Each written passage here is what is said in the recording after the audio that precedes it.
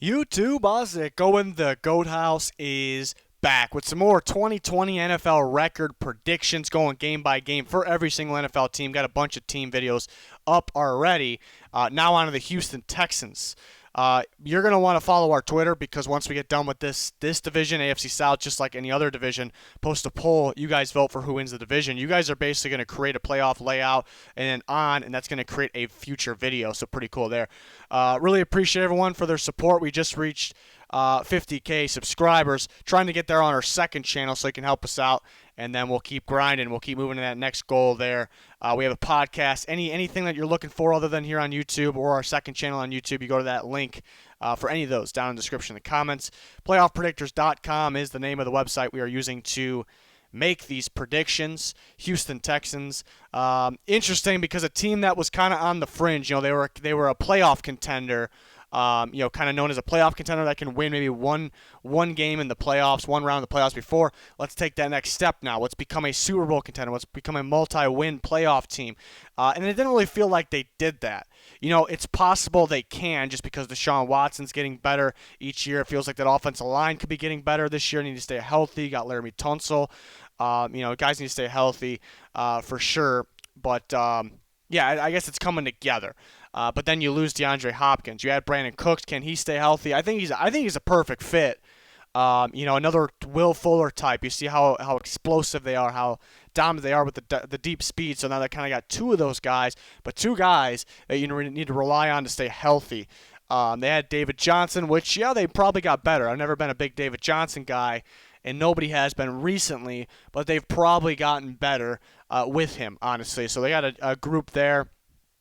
And then you look at the defensive side. The main concern was pass rush at the actual edge rush position. Remember, J.J. Watt is a 3-4 end, so he's a defensive lineman bringing pass rush from there. Can he stay healthy? That's the question. But they're really lacking at the edge rush position, and that is I think after quarterback, I think that's the next most important thing in football and what is getting teams far. So that's really the main part. Secondary, they got a long list of guys that can play. Guys that can definitely deserve to be on the field, but they don't have those impact guys. It's a spot where they can get better at the starting position. Maybe guys like Lonnie Johnson who can step up, who I liked out of Kentucky last year. I like their inside linebacker group, Cunningham, McKinney. Those guys.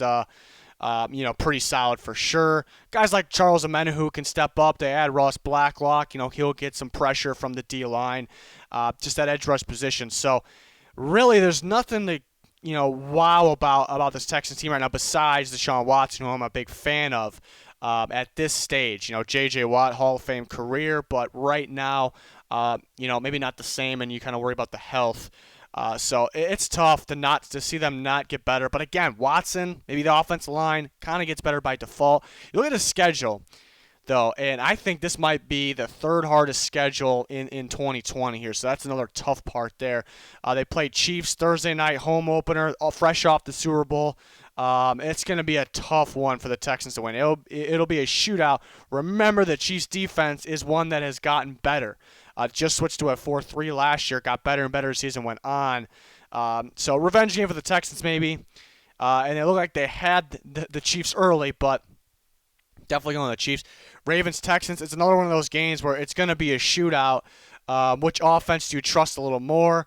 I'm not going to pick a quarterback I really trust more. Maybe you trust Lamar Jackson on the ground more. Maybe you trust Deshaun Watson throwing more, so you can't really pick one. But you trust the offensive line of the Ravens more. You trust the running game more of the Ravens.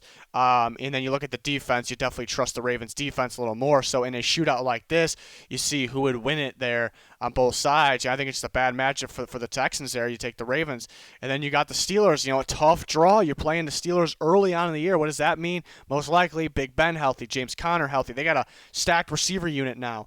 They added to the running back unit. You look at the defense. Top tier defense. So again, it's a team that will score up points on the Texans unless you get crazy pass rush on them, which I don't think they will. And it's a defense that can slow you down. It's a terrible matchup as long as a guy like Big Ben is healthy. It's a terrible matchup for the Texans early on here, especially in Pittsburgh. Take the Steelers. So this is a rough schedule from the start. You take the Vikings. I think it's another similar matchup. You see Kirk Cousins and that Vikings offense explode at times last year. Look like ridiculous offense, and then when they play teams like the Niners, teams like the Bears, they really struggle. You look like it's a weaker offense, but this is one of those matchups that they can, the Vikings can move the ball with Cook. They can throw the ball to Cook. They can throw the ball downfield, and then they have that Mike Zimmer defense. It's a very similar matchup as the Steelers. I just do not like the way they match up with a team like the Minnesota Vikings at all. So it's 0-4 at this point. You play the Jags, you're going to bounce back. You're going to get that Jags game. You're at Tennessee. Always I like a lot of splitting here with the AFC South this year. So I think it's safer to go with the home team here. The Titans, very complete team. Texans definitely could get one there. We'll circle back and do best case scenario. Looking at the Packers, I like the way they match up on the Packers. It really depends on where the Packers offense is. We've seen a little slow last year, but I don't think they're going to score up a ton of points on the Texans. And while I think the Texans can score on the Packers, even though the defense is good, they got some good pass rush. Pass rush can slow Watson down, but he can still escape that and make the big play downfield. I think it's kind of the weakness for the Packers there. It'll take the Texans, get the bye week. They bounce off the bye week, beat the Jags. That's maybe a good thing about the schedule. Having the bye week 8, and then you're going to come with a win off that bye week. Playing the Browns. I like them over the Browns. Should be a good game, though. The Browns going to run the ball, wear you out, and they're going to get the play action open. So that could beat the Texans. Do they have enough pass rush? Do they have enough defense in general, though? I think the Texans can continue to score on them throughout that game. And they'll take down the Patriots at home. I think they'll beat the Lions. It's good that they play the Lions a little later. It is in Detroit Thursday night. If they're fully healthy, the Lions are a tough team, even though you think the Detroit Lions, you don't really think so. They can be. Home against the Colts. So we see them starting to really bounce back here. It's a second half of the season team, in my opinion, here. Beating the Colts here. At home against the Bears. The Bears, I think, present too much of a defense, and I think with Nick Foles, I think they'll be able to score. I think this one kind of depends on where it's at. It's in Chicago. It also depends on if Nick Foles is healthy. If this is Trubisky playing a game, I have no question going with the Texans here in Week 14.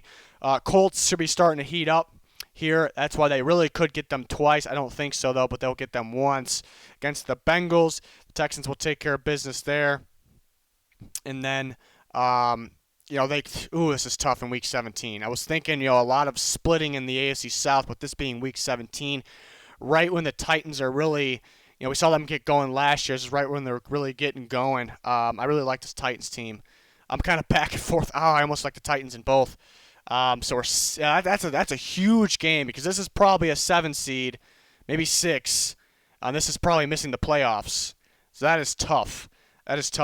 Another problem with the Texans is inconsistency.